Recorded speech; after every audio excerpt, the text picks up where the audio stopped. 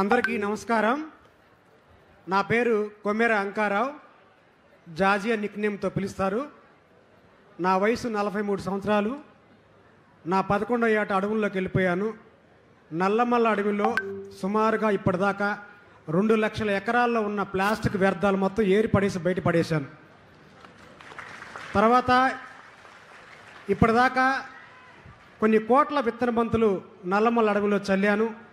అలాగే ప్రతిరోజు అడవుల్లో 20-30 కిలోమీటర్లు తిరిగి అడవుల్లోకి ఎవరిని రానివ్వకుండా అడవి కాపలా ఉంటాను. ఏ వృక్షాన్ని నరకకుండా, ఏ వన్యప్రాణిని చంపకుండా కాపాడుతూ ఉంటాను. అలాగే అడవి ఫైర్ అవుతున్నప్పుడు, మంటలు ఉన్నప్పుడు వేసవిలో అడవుల్లోకి వెళ్ళి మంటలు అదుపు చేస్తూ ఉంటాను. నన్ను ఆంధ్ర ఫారెస్ట్ మ్యాన్ అంటారు. నేను ఈ ఆంధ్రాలో పుట్టడం నా అదృష్టంగా భావిస్తున్నాను. అయితే నాకు స్ఫూర్తి ఎవరు అంటే, మా చిన్నతనంలో ముఖ్యమంత్రి నారా చంద్రబాబు నాయుడు గారు నీరు చెట్టు లాంటి, జన్మభూమి లాంటి ఎన్నో కార్యక్రమాలు పెట్టారు. అప్పుడు మేము చిన్నపిల్లలం సార్. మీరే మాకు స్ఫూర్తి. మీ అడవుల్లోకి వెళ్ళి అడవిని కాపాడుతున్నామన్నా, పచ్చదనం చేస్తున్నామన్నా మాకు మీరే స్ఫూర్తి. అయితే నాకు చిన్న కోరిక, భగవంతుని ప్రకృతిని కోరుకుంటున్నా సార్. మీ వయసు తగ్గాలి. మీ వయసు తగ్గితేనే బాగుంటుంది. ఆంధ్ర భవిష్యత్తు మీ చేతుల్లో ఉంది సార్. మీరు మాకు స్ఫూర్తి. అలాగే డిప్యూటీ సీఎం గారు, ఆయనకు మేము వీరాభిమానులు. అయితే ఆయన ఇప్పటికీ పదవి చేపట్టి 1 సంవత్సర కాలంలోనే అడవుల శాతం అనేది బాగా పెరిగింది. దీనికి ప్రత్యక్ష సాక్షి నేనే. ఎన్నో కార్యక్రమాలు, వారికి మడ అడవుల పైన ప్రేమ ఉంది. అడవులు, సామాజిక అడవుల పేరుతో ఇప్పటిదాకా ఎన్నో కార్యక్రమాలు చేపట్టారు. వారు చేయటం వల్లనే అడవుల శాతం పెరిగింది. మీ ఇద్దరు ఇలాగే చిరకాలం ఉండాలి సార్. కనీసం 30-40 ఏళ్ల పాటు మీరు ఇలాగ ఉంటేనే ఆంధ్ర భవిష్యత్తు బాగుంటుంది సార్. మీకు నిండు నూరేళ్ళ ఆయుష్ ఉంటుంది, అది ఖచ్చితంగా సార్. మీకు ఉంటుంది సార్. మీ ఇద్దరు 100 ఏళ్ల పాటు చరిత్ర పుటల్లో ఉంటారు సార్. ఇక నా యొక్క చిన్న విన్నపం ఏంటంటే, నల్లమల్ల ఫారెస్ట్ అనేది దేశంలోనే ఒక పెద్ద ఫారెస్ట్లో ఒకటి. క్రీస్తు పూర్వమే సిద్ధనాగార్జునుడు చైనా నుంచి, బర్మా నుంచి విద్యార్థులను తీసుకొచ్చి ఇక్కడ పాఠాలు చెప్పిన చరిత్ర మన నల్లమల ఆంధ్రప్రదేశ్ది. అయితే ఇప్పుడు మనం దాన్ని విస్మరిస్తూ ఉన్నాం. దేశంలో వేగంగా ఔషధ మొక్కలు అంతరించిపోయే ఫారెస్ట్ నల్లమల ఫారెస్ట్ అయింది. కారణం ఏంటంటే, నల్లమల అంటే నల్లని కొండలు అని అర్థం. కానీ నల్లమల పేరు మాదిరిగానే ఆ నల్ల కొండలు ఇప్పుడు మలమలమాడుతూ ఉన్నాయి. ఎన్నో ఔషధ వృక్షాలు అంతరించిపోతూ ఉన్నాయి. అలాగే కుంటలు లేని కారణంగా అడవుల్లో బెట్టకు గురైపోయి చెట్లు పోవటమే కాకుండా ఆ చెట్లపైన ఆధారపడ్డ పక్షులు చనిపోతున్నాయి, వలస వెళ్ళిపోతున్నాయి, వన్యప్రాణులు చనిపోతున్నాయి. మనం చేయాల్సిన పని ఏంటంటే, కనీసం కొన్ని కుంటలు, జంతువులు తొక్కేసి కుంటలు అంటే అడవుల్లో ఎత్తైన కొండలపైన పడ్డ నీరు అనేది పల్లంగా వచ్చి కుంటగా ఏర్పడుతుంది సార్.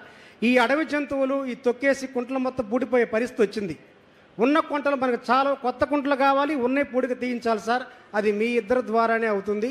అలాగే మనం వీకెండ్ పార్టీలు, సండే పార్టీలు, వన భోజనాలు ఇలా రకరకాలుగా మనం అడవుల్లోకి వెళ్ళిపోతూ ఉన్నాం.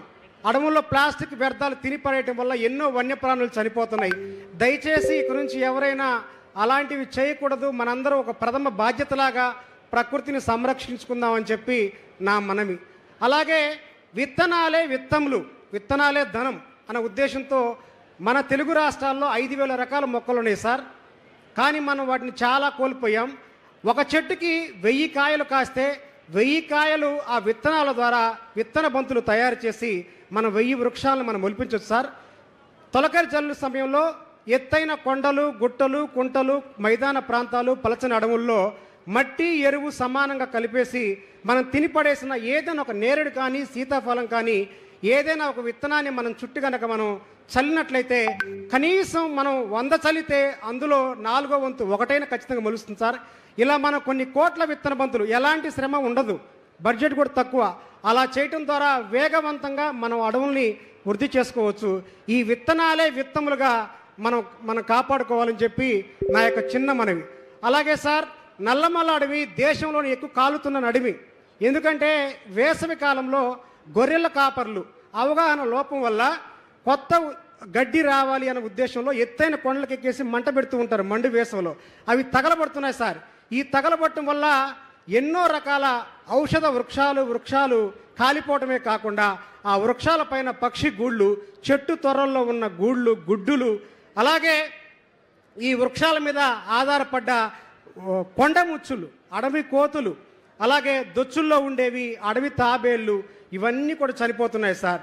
దయచేసి ఒక బాధ్యతగా ప్రజల అభ్యర్థన, గ్రామాల్లో దీని ఒక ప్రచారం లాగా, ఉన్న గడ్డి తగలబెడితే కొత్త గడ్డి రాదు, గడ్డి ఎలాగైనా మొలుస్తుంది, తొలకరి జల్లు ఉద్దేశమే గడ్డి మొలవటం అనే కార్యక్రమాన్ని ప్రచారం చేసి అదొకటి కూడా ఆపేయాల్సిన అవసరం ఉంది సార్. అలాగే ప్రతి గ్రామాల్లో కూడా నర్సరీలు మనం ఏర్పాటు చేయాలి సార్. ఒక మండలంలో 15 గ్రామాలు ఉంటే 15 గ్రామాల్లో కూడా నర్సరీలు ఏర్పాటు చేయాలి. అందులో కూడా ఔషధ వృక్షాలు ఎవరైతే మన తాతల తండ్రులు మనం చేశారో దాన్ని, ఆ వృక్షాలను కూడా మనం అభివృద్ధి చేయాలి సార్.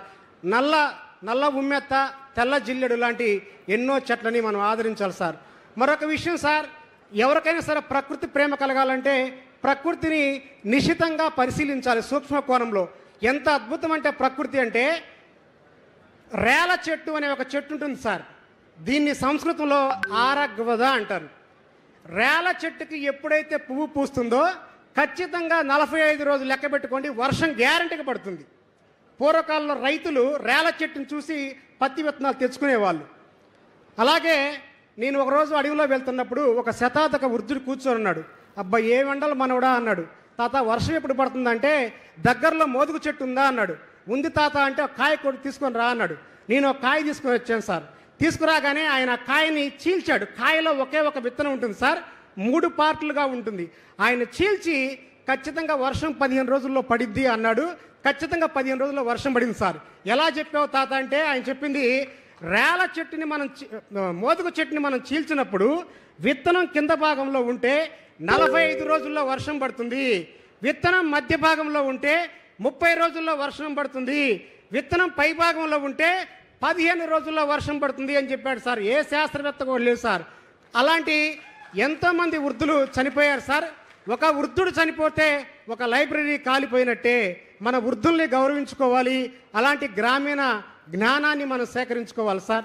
నాకు ఈ అవకాశం ఇచ్చిన ఆంధ్రప్రదేశ్ ప్రజలకి, అటవీ శాఖ అధికారులకి, ముఖ్య కార్యదర్శులకి, ఒక సామాన్య ఆంధ్ర ఫారెస్ట్ మ్యాన్ గుర్తింపు వచ్చిన నన్ను మీరు గుర్తించి ఇక్కడ దాకా తెచ్చినందుకు మరొకసారి మీ ఇద్దరికి కూడా మనస్ఫూర్తిగా హృదయపూర్వక పాదాభినందన సార్. మీరు ఇలాగే ముందుకు వెళ్ళాలి, మేము ఇలాగే ఆనందంగా ఉండాలి, అడవి తల్లి పచ్చగా ఉండాలి. జై ప్రకృతి, జై కూటమి ప్రభుత్వం. Thank you sir.